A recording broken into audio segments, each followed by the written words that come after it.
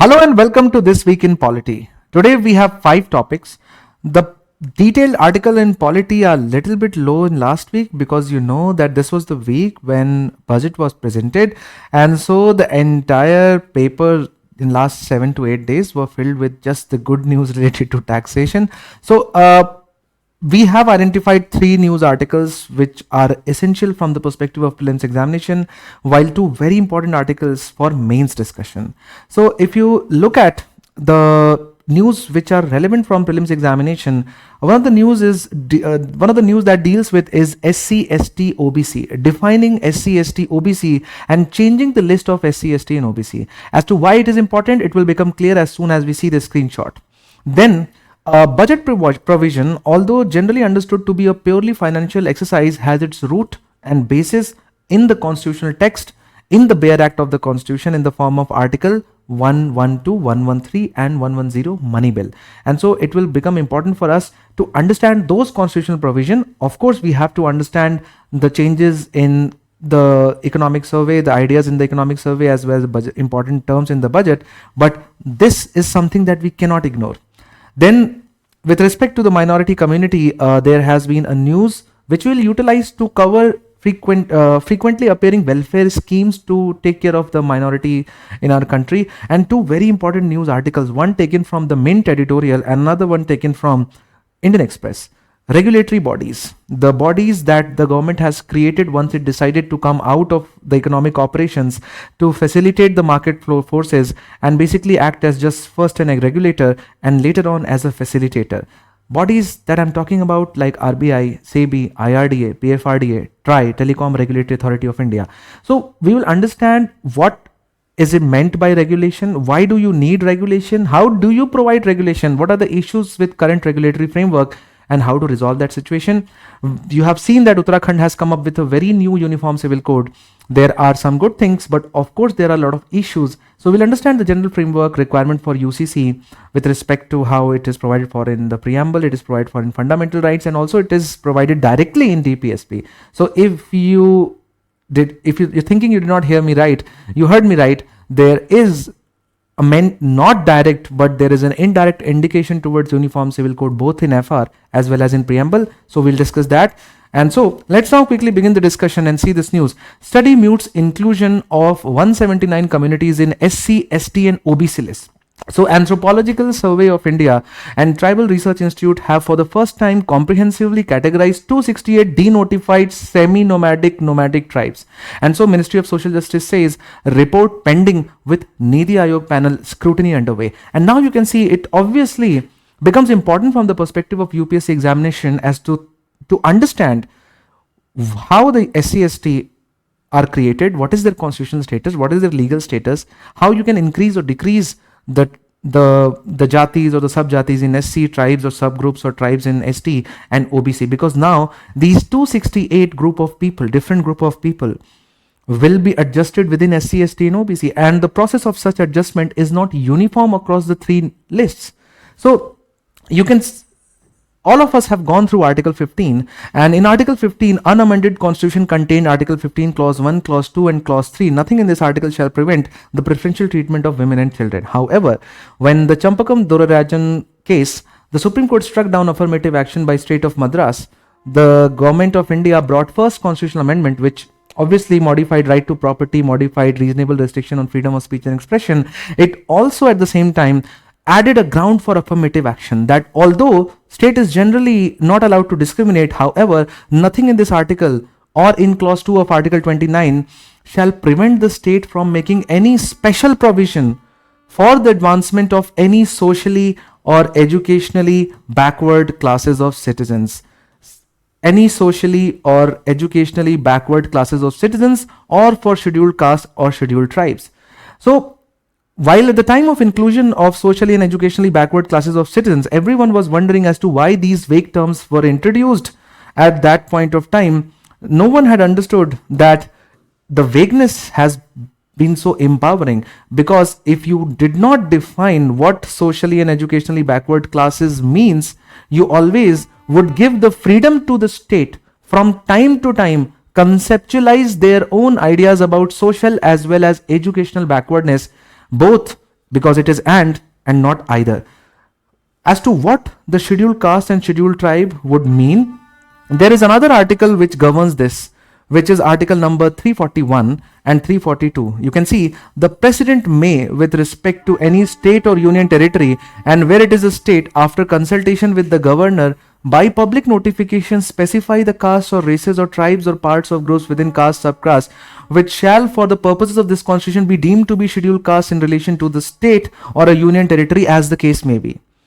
So article 341 clause 1 clearly says that for the first time specifying what is SC, and article 342 similarly, so I have not brought article 342, it deals with ST, exactly the same provision. For the first time it will be the presidential notification, which means it will be purely an executive action which will determine what is SC and what is ST.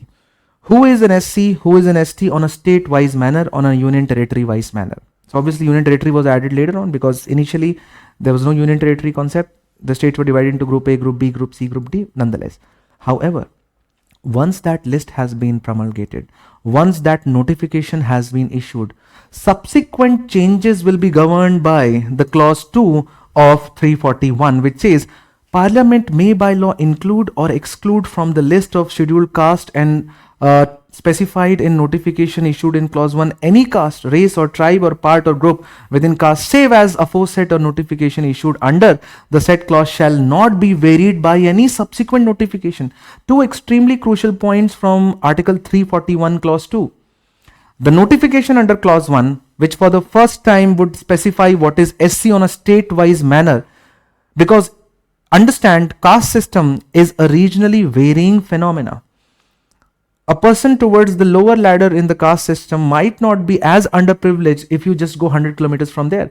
So the people belonging to the same jati might not be equally advantaged or disadvantaged in every territory, in every region, and that is why you needed a state-wise notification. So I have here with me, for example, the first state, it is alphabetical, so Andhra Pradesh. So you can see Adi Andhra, Adi Dravida. So these are the part of the constitution scheduled caste order. So if you are an Adi Andhra in Andhra Pradesh, Anamukha in Andhra Pradesh, you will get SC status.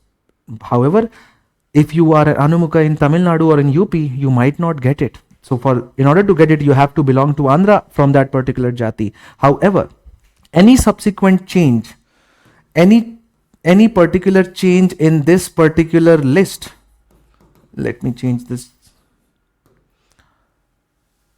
Any alteration in this would require a legal procedure known as lawmaking or a parliamentary law. So when the Niti Aayog recommends, let's say 100 names to be included in SC and ST, now you know there has to be an amendment bill which will amend this notification. There has to be an amendment bill which will amend this Constitution Scheduled Tribe Order 1950. It cannot be done without a legislative process. However, inclusion or exclusion from other backward classes for the purpose of central government and inclusion and exclusion for the purpose of state governments is a purely executive exercise. So Ministry of Social Justice and Empowerment has a resolution. It comes up with a notification from time to time. It includes or excludes various castes on the basis of state, and it is a purely executive action. So conceptualization of social and educational backwardness can be done legally, can be done in an executive fashion, but for SCs and STs, you have a legal protection. So that's what I wanted to tell you. It's very, very important for us to understand. Now, if you look at the overall framework for the protection of SCs and STs in our country, it ranges from preferential treatment in fundamental right. We have seen Article 15 and Article 16. We have a preferential treatment in political representation starting from Article 332 and 338 creates the constitutional bodies for their protection, National Commission for Scheduled Castes, Scheduled Tribes, and National Commission for Backward Classes. Then obviously 15 and 16 have been effected. 16 has been effected in the form of reservation or preferential treatment in employment. There are multiple welfare measures that have been initiated by various state and central governments, and also for the protection of scheduled tribes especially, we have the provisions of Article 244 Clause 1 5th schedule, and then we have the provision of 6th schedule for the administration of tribal areas. Two different kind of tribal areas call for two different kind of mechanisms. In one, you do not have a sense of self-governance. In the sixth schedule, you have a sense of self-governance. So this is the prelims related information that I wanted to communicate. Let's now come to the tabling of budget. First question, is tabling of budget a constitutional requirement? Answer is yes. Does the constitution presupposes any specific way in budget should be tabled? Answer is yes. Is there a particular procedure which the budget has to be followed? Answer is obviously yes. And if the question is, has it been mentioned in the constitution? The answer is yes. So let's now quickly see that the budget document includes from A to L as a mandatory requirement. Every budget would contain annual financial statement, the name used by the constitution under Article 112. Demand for grant under Article 113. Finance bill, all the money bill provisions of the budget contained into one to be processed through the provisions of Article 109. Whereas if you see the point number D and point number E, they are the legislative mechanisms. So this is from A to C is the constitutional requirement, whereas D is completely a legislative requirement of FRBM Act 2003, and then rest of them, they are purely on the wishes of the government. So government in some year might not come up with a budget at a glance, might not come up with an expenditure profile. Rupee comes, rupee goes. You must have seen those pie charts. And outcome monitoring framework. These are the government's own executive mechanisms to communicate how well or how bad they're doing, but they cannot go without ABC, and because you have a law, they cannot go without D. Let's now understand the constitutional provision one by one quickly. Article 112 talks about annual financial statement. So the constitution makes no reference to budget. Instead, it uses a technical term called annual financial statement. The president shall, so it is the duty of the president in respect of every financial year to lay down on both houses of parliament a statement of estimated receipts, which means for the future, estimate of the receipts and expenditure of the government of India for that particular year.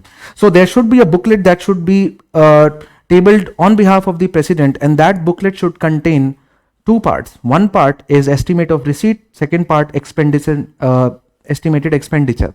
However, further the constitution says, forget about the revenue part.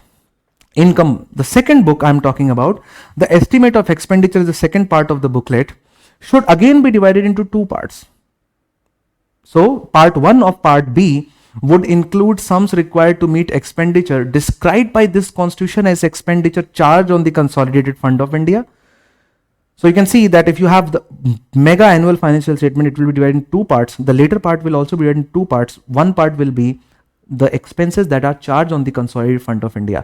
And you know why this is crucial, because you want to take out that part of the booklet, keep it separate, because it can be discussed but it will not be votable. No one can vote on an entirety of the expenses that are charged on the consolidated fund of India. What are the expenses that are charged on the consolidated fund of India? That is also provided in Article 112 clause 3, because emoluments and allowances of president and expenditure of his office, salaries and allowances of chairman and deputy chairman, debt charges, the loans, that the borrowing of the government of India, the interest that has to be paid has to be non-votable. Otherwise, why would anyone invest in treasury bonds unless and until they are guaranteed that this is auto debit? Debt charges, the salaries and allowances and pensions payable to respect of judges of the Supreme Court, pensions of High Court. Remember, because the salaries allowances of High Court are expenses charged on the consolidated fund of the state, only the pension is taken care of by the consolidated fund of India, and just not any sum required to satisfy any judgment, decree or award of any court or arbitral tribunal. So with respect to judiciary, you have three components: salaries and allowances, and at the same time pensions of High Court, and also any expenditure that has to be incurred to satisfy a judgment. You don't want police to come up to your door and say, sir, we cannot implement or enforce this order of yours because we are out of money. No, judges know that this is an expense that is charged on the consolidated fund of India. So you are never out of money when you are about to implement a judicial order. So you can see these are the expenses that are charged on the consolidated fund of India. So you can see the second part has two parts. The first part will be taken away, and the second part will have the sums required to meet other expenditure. Now, is there a particular way in which other expenditure has to be produced? Yes, and that is governed by Article 113, which says that so much of the estimates as relates to expenditure charged upon the consolidated fund of India shall not be submitted to vote of the parliament But nothing in this clause shall be construed as preventing the discussion. So we have seen. Don't worry, we have a flowchart. Just wait for 2 more minutes. So much of the aforesaid estimates as relates to the other expenditure shall be submitted in the form of demands for grants to House of the People, and the House of the People shall have the power to assent, to agree, to refuse to assent to any demand, or to assent to any demand subject to reduction of the amount therein. No demand for grant shall be made except on recommendation of the President. So we saw that the thick book known as annual financial statement would have 2 parts, revenue and expenses. It also had 2 parts, expenses that are charged, and the second part, other expenses. Now other expenses also have to be maintained in form of demand for grants. How the parliamentary convention has decided to maintain that demand for grant is that now we have each ministry one demand. So there would be a demand for Ministry of Defense, there would be a demand for Ministry of Finance, there would be one demand for Ministry of Home Affairs, stating clearly in no uncertain terms as to how much money they would require for the next year. And each and every specific demand would be first recommended by the President, then it would be voted. While voting, House can reject the demand. No, we don't agree to Ministry of Defense requiring lakhs of crores. We want to reduce it. They can reduce the amount. They can reject the amount, and at the same time, they can agree. Now, you know that whoever is in power has a majority in Lok Sabha, that's why they are in power. So we don't see the rejection of vote on demand, because that's the beauty of parliamentary system, that it is the government who keeps control of parliament rather than parliament holding the government accountable. So let's go to understand as to how this works. So you have a president who shall cause to be laid down annual financial statement divided into estimate of expenditure charge, estimate other expenditure, and then revenue. Revenue I have removed because the constitution does not talk about income. It is only worried about expenditure.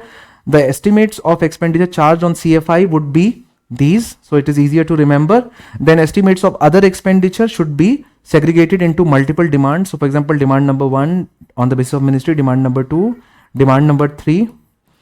Each of these demand would be recommended, and obviously there would be no voting on the second part. After each and every demand has been voted, all of them will be clubbed into one bill that is known as appropriation bill. Appropriation is a word which means allocation of the expenses. That will become a part of appropriation bill governed by the provision of Article 114. And that's when annual financial statement gets passed. And now you can understand why we need 1 month of break. You need 1 month of break so that MPs can look into each and every demand, so that the standing committees can work out the nuances of each and every demand, submit their report, MPs will read their report, process that report, and then they will be in a situation to vote for each and every demand. Now, so you can see that this is the constitutional provision. At the same time, government also brings a lot of changes into the tax laws. The government brings a lot of changes into the borrowing every year, and that is governed through a separate bill that is put forward, which is known as the finance bill. And why the finance bill is a money bill? Because, so for example, government has given a rebate on tax slabs. You can see that for the purposes of this chapter, a bill shall be deemed to be a money bill if it contains only provision dealing with all or any of the following matters: imposition, abolition, remission, alteration. Government has altered taxes, so it is a money bill. Regulation of borrowing of money, a money bill. Custody of consolidated fund or contingency fund. So the provision of Article 110 takes a lot of time to explain, but you can see the A, B, and C, all of them are constitutional mandate, are constitutional requirement, and rest are statutory, FRBM, and then everything is executive in nature. So I think with the hope of this, it is clear. Now, when it comes to the minority provisions, there have been 2-3 news articles in last 1 week where the editorials, opinions in different newspaper have analyzed the preferential treatment being given to minorities and how it's time for India to increase the ambit of protection, especially in welfare terms, available to minority communities. Now, who are minorities? Minorities are, for the purpose of central government, defined under the Act. There is a legal provision which has created way through which Ministry of Minority can notify communities. So as of now, there are 6 minority communities, and some welfare schemes are specific to a particular religion, for example, geoparcy, to allow them to increase their fertility rate and population. For example, Hajj subsidies specifically given to Muslims.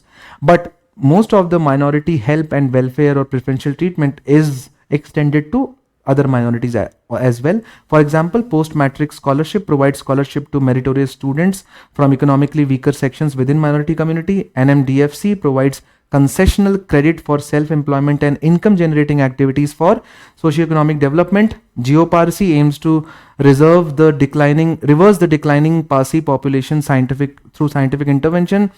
Then PMJVK focuses on developing community infrastructure in minority concentrated area. PM Vikas combines existing schemes to empower minorities through skill development and cultural preservation.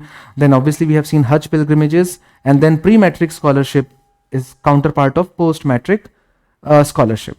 And after this, we will move on to the mains discussion. And the first article for mains discussion, as you can see, is, so the first topic of mains we have taken up deals with the regulatory bodies, and the main focus is accountability. As you can see over here, this is the article that has been taken from the newspaper Mint, which says India needs a way to hold autonomous regulators accountable.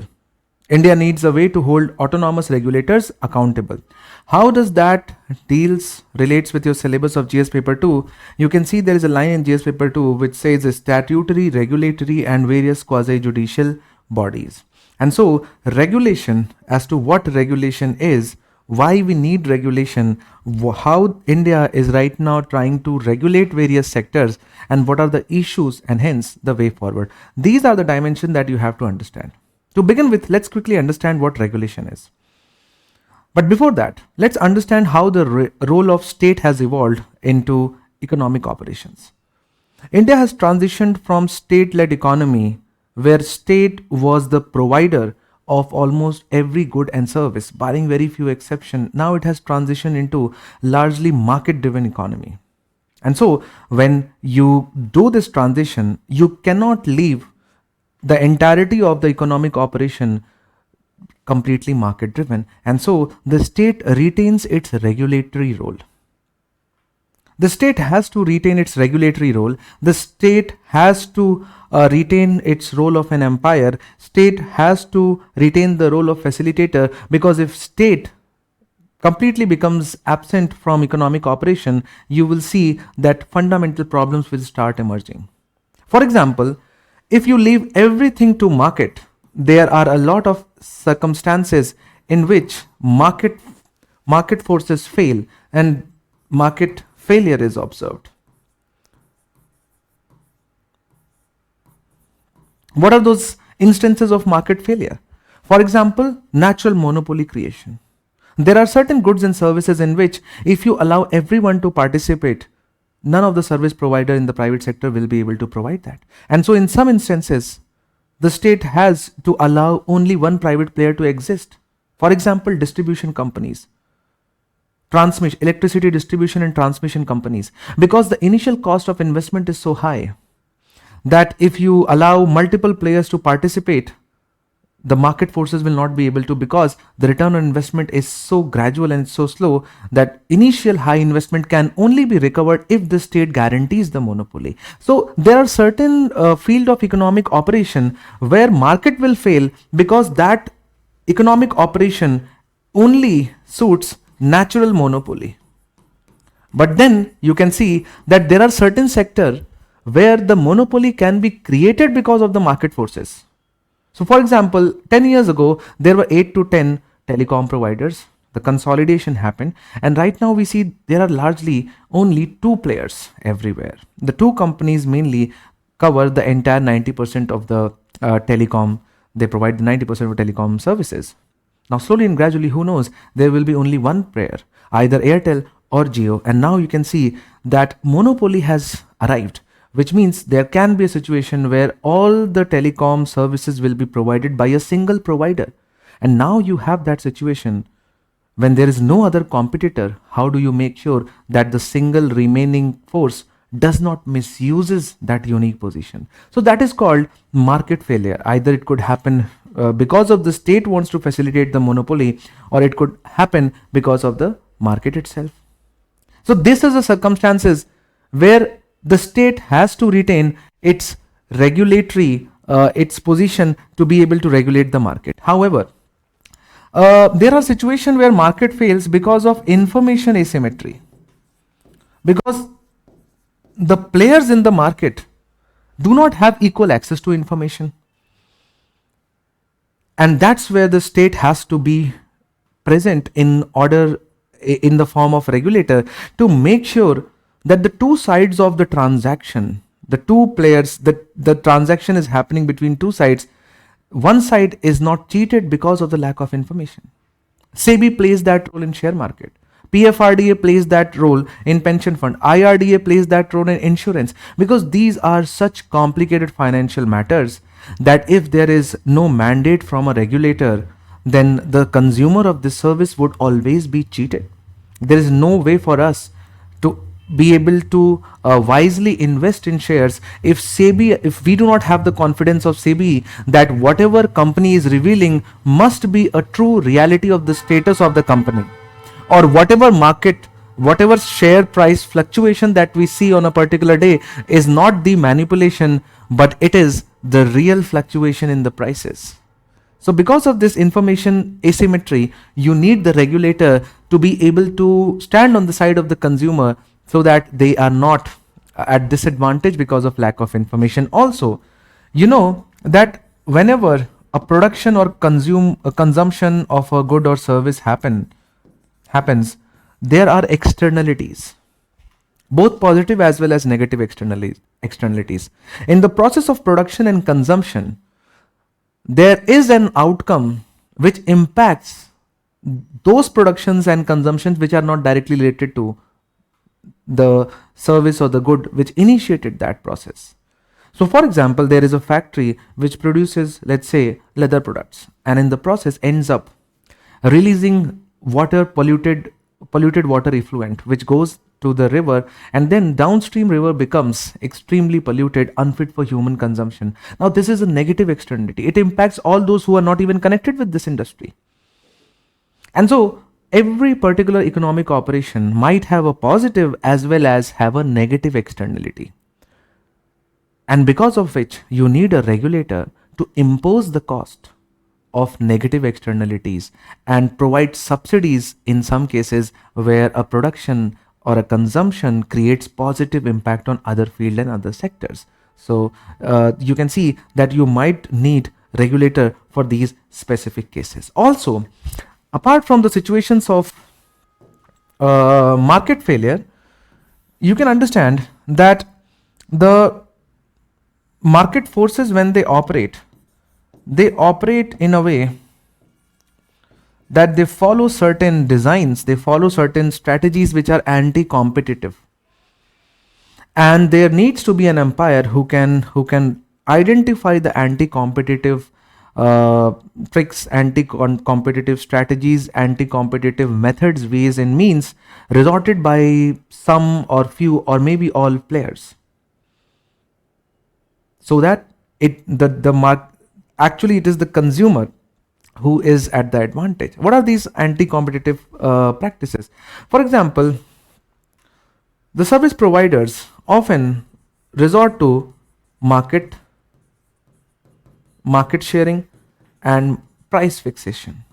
So let's say there are 3 service providers of a particular medicine which is extremely important.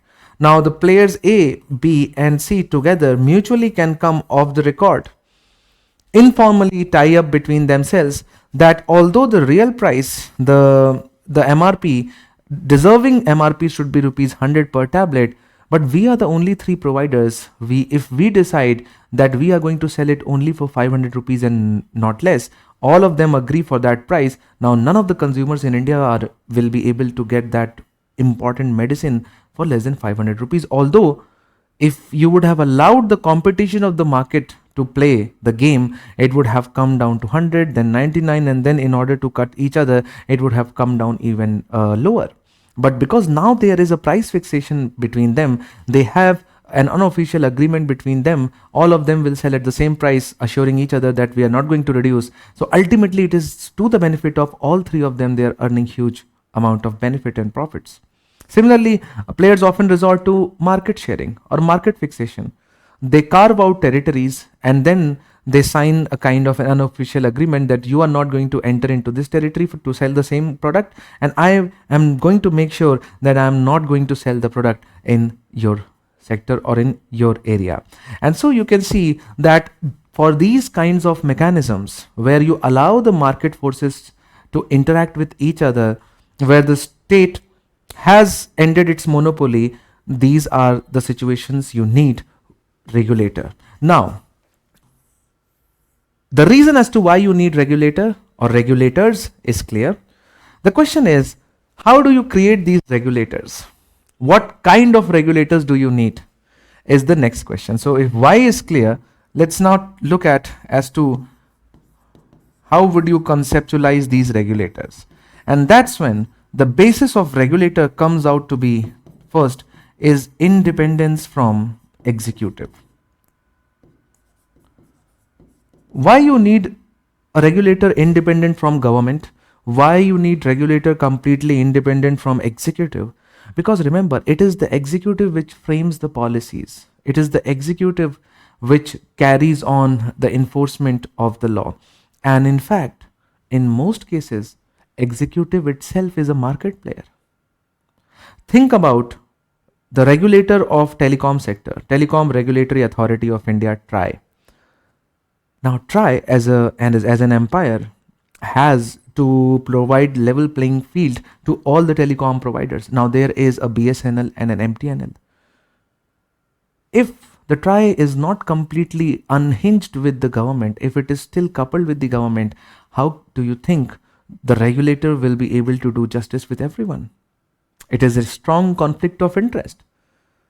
If SEBI is not completely decoupled with the government, SEBI has to regulate the share market controlled by the government, and also also regulator SEBI has to make sure free and fair play when it comes to public sector undertaking and their share.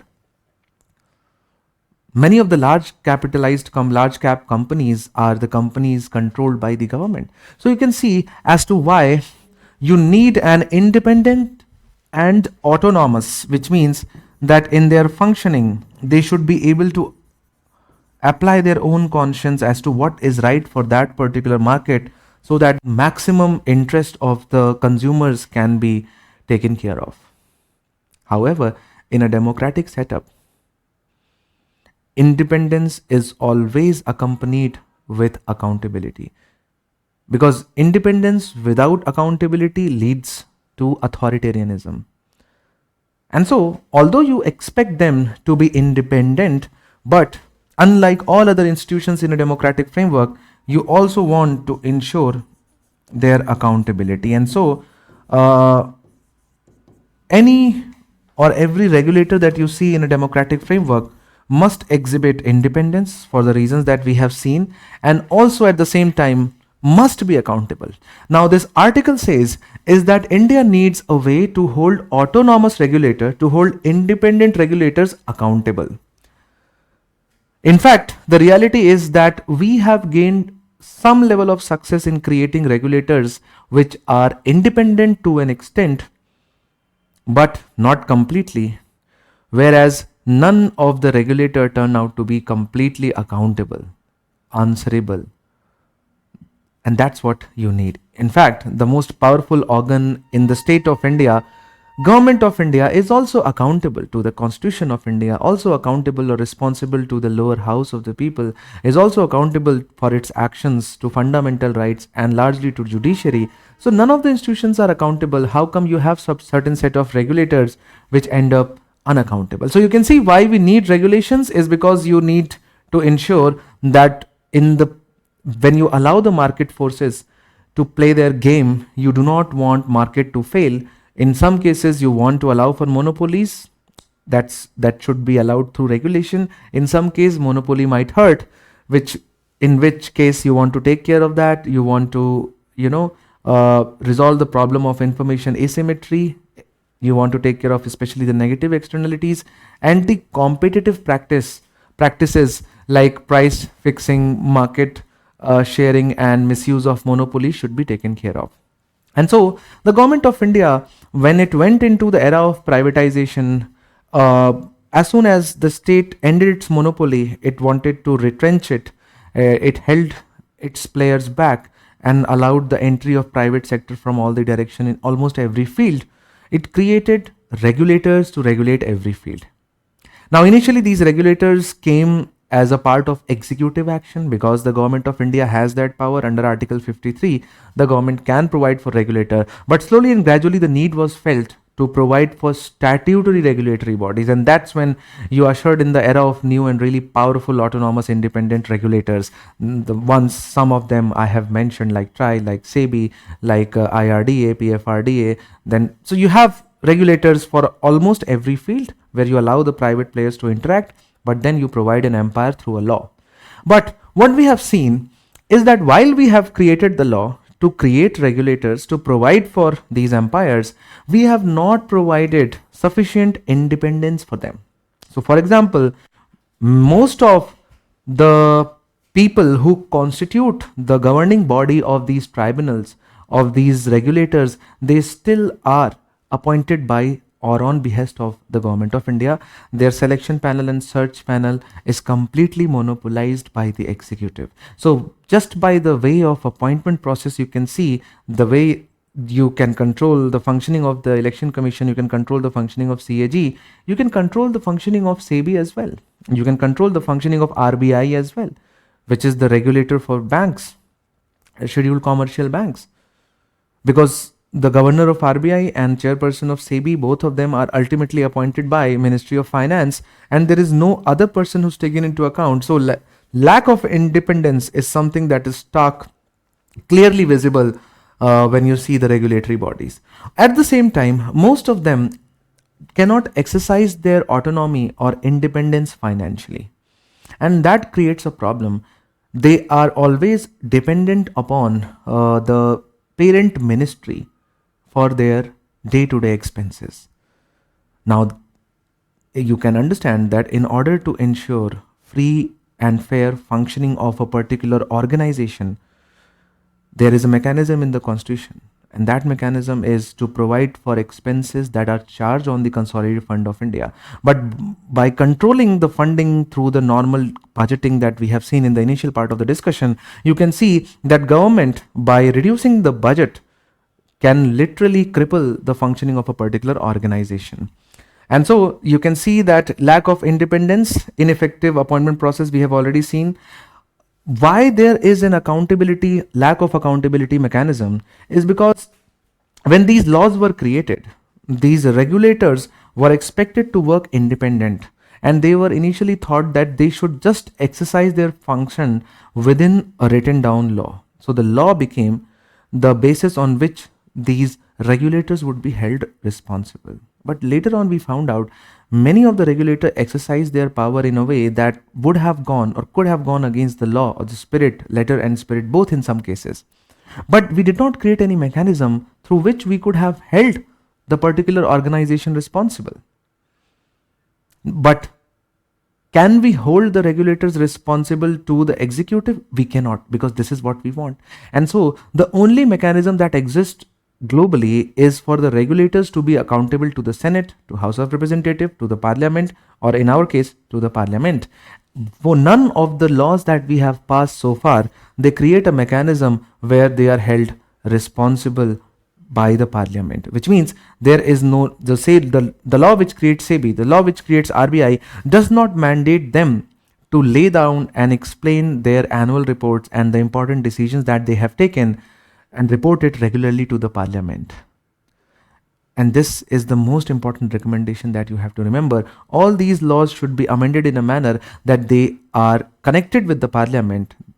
They are made accountable to the Parliament, so that after every 3 months, quarterly basis or biannual basis, they go to the Parliament. There is a committee in the Parliament, maybe Parliamentary Committee on Regulators, to which they submit their report and explain each and every important decisions, answer the question that is asked by the committee. So that is what you want. Also, the problem that we have seen, that the regulators that we have created, there is no institutionalized mechanism to incorporate the stakeholder views and opinions. which is the hallmark of regulatory bodies. While bureaucracy might not have a flexibility to incorporate and engage with all the stakeholders, judiciary might not have that. Parliament has it up to some extent. Regulators should, by the fact of their existence, be in the habit of, regular consultation with the stakeholders. So, if you deal with the telecom sector, before you come up with a new rule or regulation, make it a point that you sit down with all the important telecom service providers. If you have to take an important step in the field of insurance, make sure that all the important insurance players, you sit down with them. And also, a peculiar problem that India faces is the fragmentation of the regulatory framework. We have multiple frameworks, we have multiple regulators to govern small field, and it creates multiple problems. Because for example, especially look at the financial sector.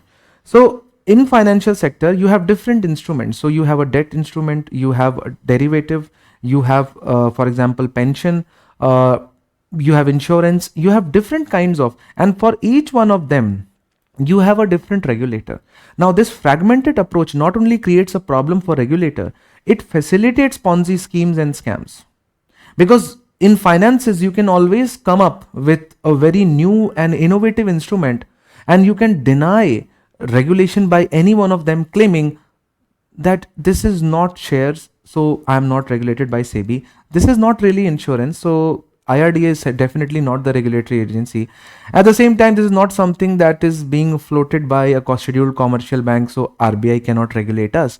And so you can see that this in fact, this is one of the recommendations by FSLRC, that we should create one mega regulator which should subsume the entire regulation of anything that has to do with any kind of instrument dealing with finance and capital.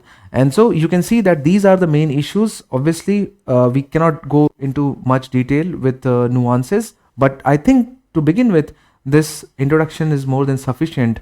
So what is the way forward? Way forward is that there are few regulators where the tenure, appointment, removal, immunity, expenditure has been well defined and the protection has been given, but this should be normalized, and every law which creates a regulator should provide for a fixed term so that it gives a sense of security to the person who head the regulatory body. The appointment process should be, for example, should consist of not just the government, but should also include the members, leader of opposition, and also should have some mechanism to represent the stakeholders. They should also have an opinion as to who is going to be an umpire. And so removal process, there should be some sense of security that to create, to incorporate the parliamentary approval for removal, so that it is just not at the behest of only executive, so that if Prime Minister is not happy with the functioning because the regulator has released some rule which has hurt government in any way, it could be needed for market, but government did not want it. You do not want that kind of insecurity. So removal process should be a little bit more difficult than just a notification coming out from a respective ministry. And so you want to have this in every law that creates a regulator. And to begin with, if there are few regulators which exist on the basis of an executive order, you want them to be legalized through a law. Also, we have seen a sense of accountability should be encoded within every law. You should have mandatory parliamentary connection of each and every regulatory body. Then you should get the functioning of the regulators audited and examined by some third party. That's very important, because Parliament does not have the capacity or capability to be able to judge the functioning of a regulator, because regulators themselves are very specialized in functioning, and normal representatives of the people in form of MPs might not have the capability to judge the functioning, to assess their evaluate their functions. So in order for the Parliament to be able, or committee to be able to do that, you need an assessment or an audit. Obviously, there is a need for interdisciplinary collaboration, which means that different regulators should have a platform where they can interact, exchange information, and they can basically, it's like they can also share the learnings. And because what we have seen is that many times the problem that one sector faces, very soon, or maybe at the same time, it is being felt by the other regulator also. So new and emerging challenges, for example, when you go to artificial intelligence, that is a technology which must be impacting multiple sectors. Cryptocurrency impacted not just RBI but also other sectors. Similarly, there are other examples which would impact, so they need a platform so that they are able to interact with each other. Obviously, these are the way forwards which would go to any place: building research capacity, leveraging international best practices, and obviously independent umbrella body is needed, because of which there is no fragmented approach. There is a coherent and you can say a very strong response to any new and emerging challenge. So if you go through this much is sufficient to make you enable you write any answer in the mains examination. Let's now move on to the next topic.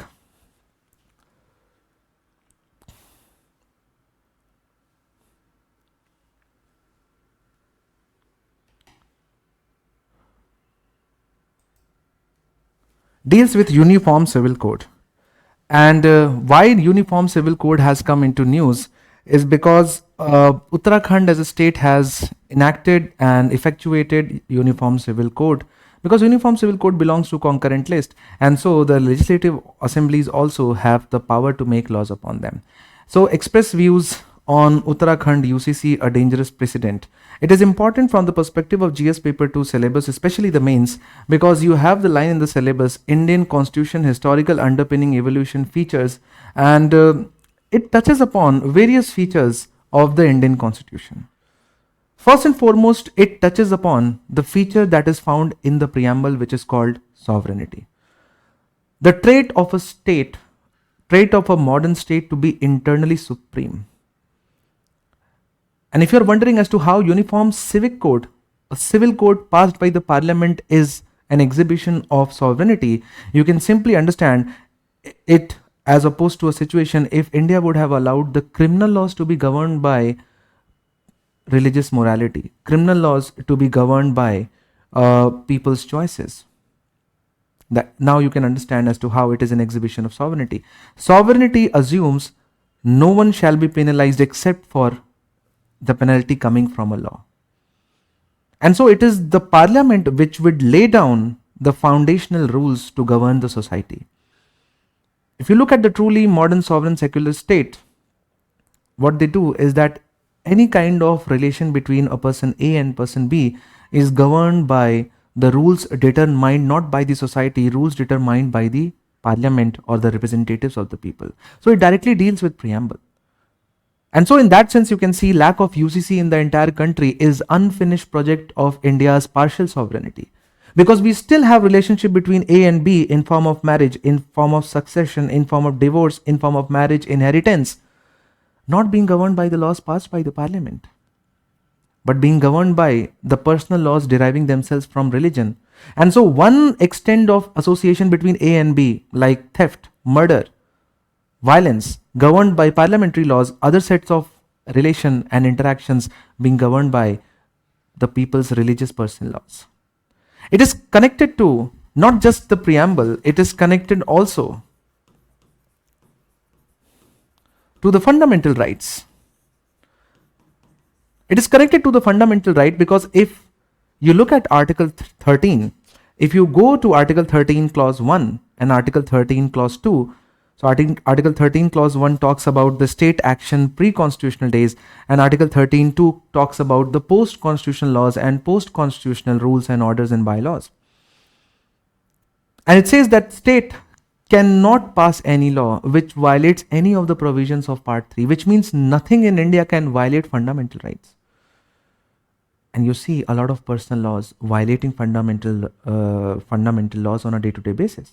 None of the personal laws in our country treat men and women equally, because they are derived from religious principles and they happen to be extremely patriarchal in nature. And so you can see, in order to do gender justice, it is extremely crucial. So the fact that you have personal laws violates the core principle of Article 14 and Article 15. No discrimination on the basis of religion, race, caste, sex. There you have it. And almost all the personal laws do that. Even the ones which was passed by the parliament, Hindu civic code continued to be discriminatory against women in matters of property inheritance. And so you can see it directly is at the root of fundamental rights. And of course, it goes without saying that it is one of the unfinished tasks of DPSPs under Article 44, which talks about the state should take action to implement the Uniform Civil Code. So you can see that fulfillment of Uniform Civil Code fulfills the constitutional morality. It is the principle enshrined in the Constitution scattered around along various important parts and provisions of the Constitution. So the debate is not as to whether we need UCC or not. The debate or discussion or discourse is around how to go about effectualizing, implementing the Uniform Civil Code. The whole debate and discourse is around that. And so I'm not going to do a detailed discussion on the larger idea of UCC. I've just given you the brief introduction. Rather, let's have a look at the provision of Uttarakhand's UCC. And before that, you can see that relevant provisions. I have talked about Article 13.1. I have talked about preamble, Article 44, DPSP. There is an Article 372.1, Clause 1 of the Constitution, which says that all the laws that were existing, that were prevailing on the day of promulgation of the Constitution will continue to be in existence until they are, removed or amended or repealed by the Parliament or the competent assembly. So which basically why this article becomes important is because the personal laws, they came into existence during British times. And so, for example, All India Muslim Personal Law came in 1930s. Similarly, Parsi, Jain, Sikh, all other laws, they were created by the Britishers. And so they had this inertia because of Article 372.1, which then ensured their existence even after that. Now, if you're wondering if personal laws violate fundamental rights and how they still are, how do they still have a legal effect, is because of an important and one of the very rare High Court judgment which has been upheld and restated by the Supreme Court itself. Now, this case is an interesting case of Narasu Appamali, which basically talked about the enforceability of personal law and their incongruency, they violating the fundamental right, where the Bombay High Court clearly stated that the law in Article 13, the meaning of law in Article 13, the Constitution itself defines law means ordinance, bylaws, orders, customs having a force of law. And the High Court clearly said that if the makers of the Constitution would have wanted the personal laws to be subject to fundamental rights, they would have written clearly personal laws. The fact that these two keywords, personal laws, they are prominent by their absence. And we cannot think the makers of the Constitution were too naive to think that the personal laws do not violate FRs. They were people of such high level of legal knowledge that we cannot presume that they did not notice this glaring mistake. So it was not a mistake. Instead, it was a deliberate omission by the Constituent Assembly because they did not want subjection of personal laws to the fundamental right. But Supreme Court drastically took a very different approach in Shah Bano case, which was not really dealing with the UCC, but it was a conflict between a provision in the CRPC, the Criminal Procedure Code, and it was a conflict between Muslim personal law. So a conflict between Muslim personal law and the Criminal Procedure Code, the Supreme Court basically said the provision of the Criminal Procedure Code, a law passed by the Parliament, will override the personal law. So it was basically a manifestation of the superiority of the laws made by the Parliament over the religious laws, but we are not going to go into that. But then you can see immediately the steps were taken. Then since then, judiciary has also kept itself quite controlled in the matters related to personal laws and civic laws, basically upholding the superiority of the Parliament as a lawmaking body to come up with UCC. And while showing activism in other fields, judiciary has refused to take up many cases with respect to the personal laws. So let's quickly delve into the salient features of Uttarakhand's UCC. Now, if you see the main provisions that we are required to remember from the perspective of civil services examination are three. Number one, what are the main changes that have been brought about in terms of marriage and divorce, in terms of inheritance of property and succession, and in terms of live-in relationship. So I want you to have a close look at this particular diagram so that you can see, and then I will explain them. All right, so I think now let's quickly discuss them. First and foremost, the point that I want to highlight is that this is not a uniform civil code in the sense that the uniform civil codes are known for, because it is not applicable on tribal community in Uttarakhand. So using of uniform is a misnomer sort of, because it is clearly, the law itself says that it will not be applicable to the tribal. So tribals are outside this particular law, so it is not applicable on tribal. So if you come from a scheduled tribal family or scheduled tribe background, this law is not going to applicable in your cases of marriage, divorce, live-in relationship, or property and inheritance. Let's now first talk about how it has differently conceptualized the marriage. First and foremost, it defines marriage. It is a modern law, but it has defined marriage as a marriage between heterosexual couple, which means man and women. So which obviously means that somehow it has again delegitimized the marriage between the homosexual couples.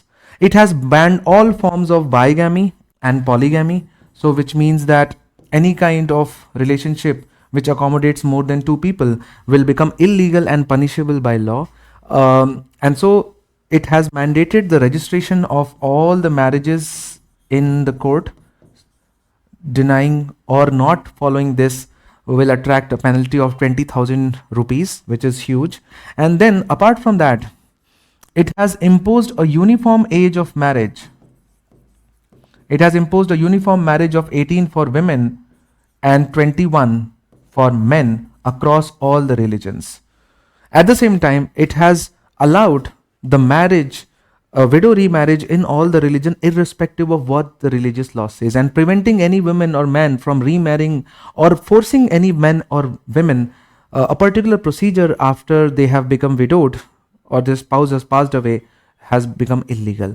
Common divorce ground has been provided for all the couples belonging to all the religions, which everyone has to follow. So you can see that it has uniformized, it has provided a sense of uniformity in the marriage procedure, registration requirements, and divorce procedures. So you can see that it has changed it a lot. Then in terms of property rights, class of hire, succession laws, basically these are the set of rules that still are governed by the religious laws. If you want to understand inheritance and succession, you can understand how the property or the asset accumulated by a person is passed on after the demise of the person. So either it can be written down in a will, and then it might determine how it will be distributed after the person is gone, or it might be governed by the religious laws. Now in some of the religions, religion and religious rules dictate how your property will be distributed. For example, in Muslim inheritance laws, only 1/3 of the property can be distributed according to the will of the person. Rest 2/3 will be determined by the religious laws. But it has changed everything. It has provided a uniform structure of inheritance and succession of the property. Irrespective of which community you belong to, your inheritance and your inheritance and succession will be first and foremost gender neutral, which means that there cannot be any distinction between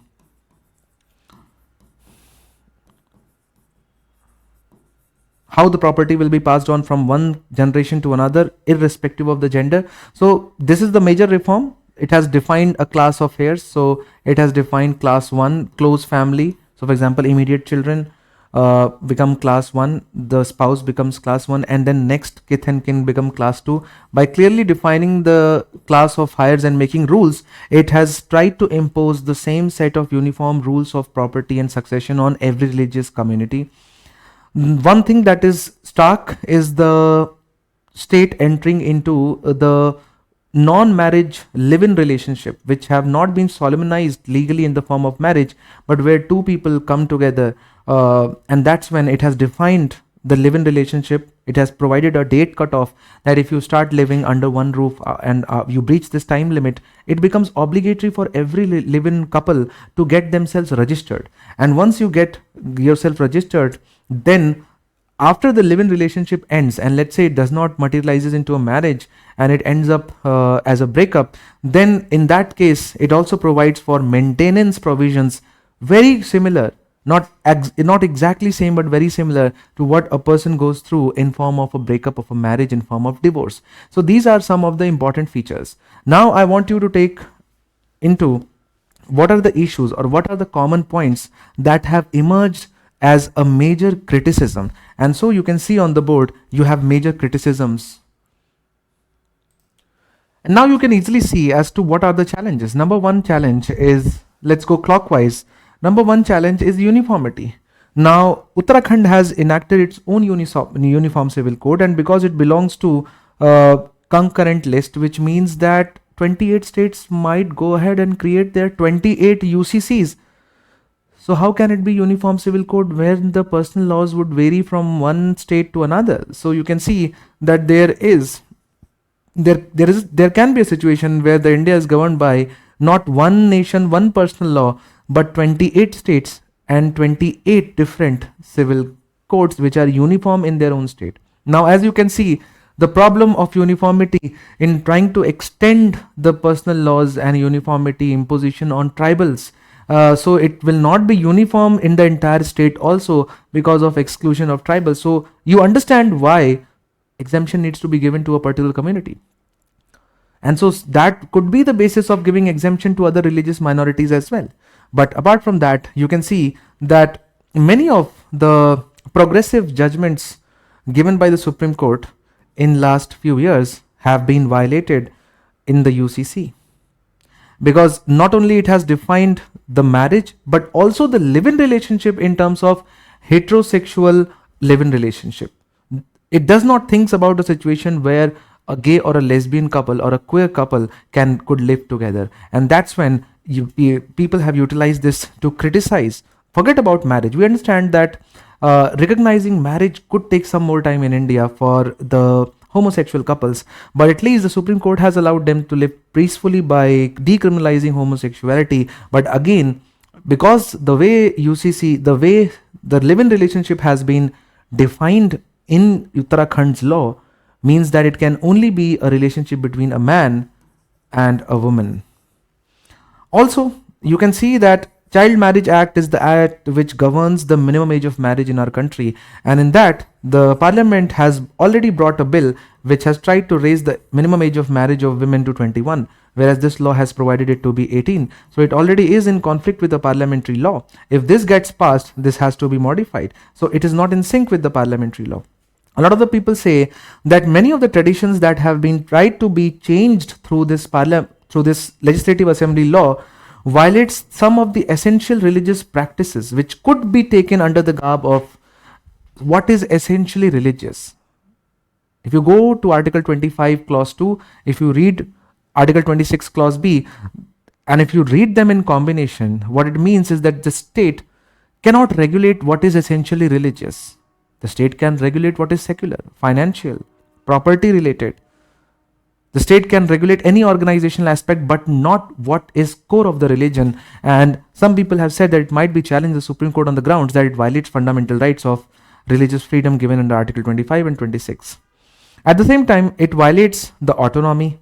It violates the autonomy of even, forget about the homosexual couples, it violates the autonomy of people coming together to live something outside marriage, but something beyond single relationship or single situation.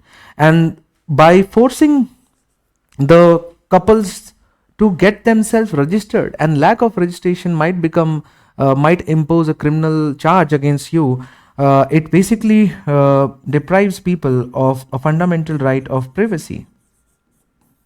There should not be any state interest in trying to know as to when two people have entered into a live-in relationship. If you look at the K.S. Puttaswamy judgment, right to privacy is not a fundamental right without restriction. It is not just like all other rights. It is not an absolute fundamental right. It's not an absolute fundamental right. But then it is a triple test that Supreme Court will subject every violation of privacy. There should be a legitimate state interest, legitimacy. There should be legality. It should be on the basis of law and proportionality. The violation, the infringement of privacy should be proportional to the state interest. It will fail on the first test. What is the interest of the state to know when a live-in relationship has begun. And that's the fundamental problem that this particular law faces. Apart from that, it has done some procedural changes into the property and succession, which might go against women, Christian women as well as Hindu women. That is a little bit more complicated, which if you do not know, that's fine.